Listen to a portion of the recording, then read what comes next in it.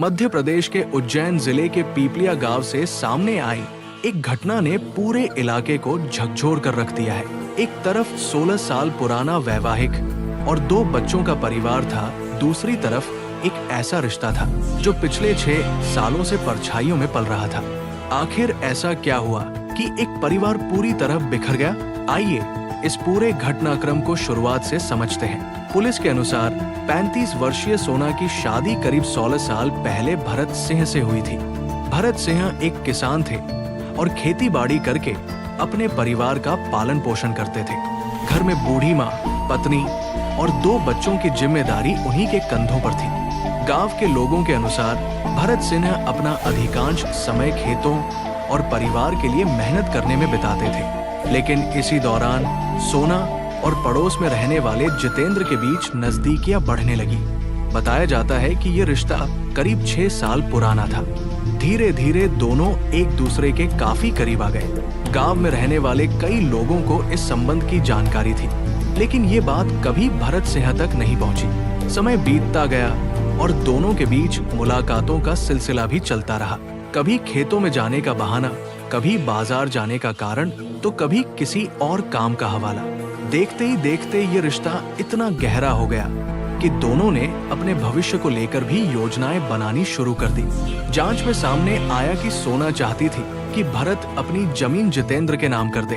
कथित तौर पर यह तर्क दिया गया कि बदले में शहर में बेहतर जमीन खरीदी जा सकती है और नई जिंदगी शुरू की जा सकती है। लेकिन भरत इसके लिए तैयार नहीं हुए। जब ये योजना सफल नहीं हुई तो घटनाओं ने एक नया मोड़ ले लिया।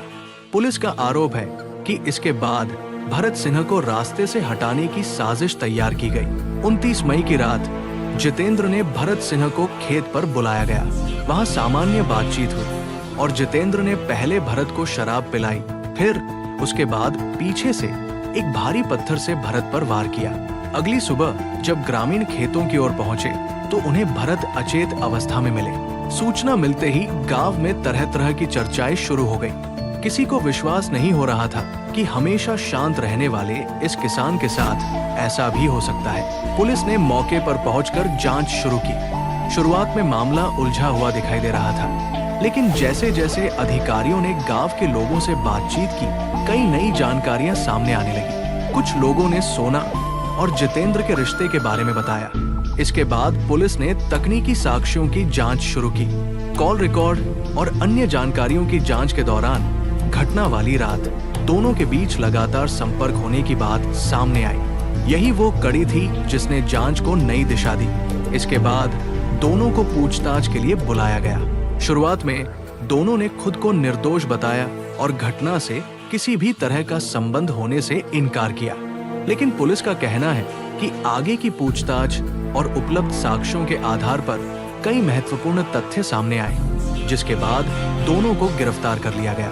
ये घटना सिर्फ एक आपराधिक मामला नहीं है, बल्कि कई सामाजिक सवाल भी खड़े करती है। क्या रिश्तों में बढ़ती दूरी कभी-कभी ऐसे दुखद परिणामों तक पहुंच सकती है? क्या समाज को समय रहते सच सामने लाने की कोशिश करनी चाहिए?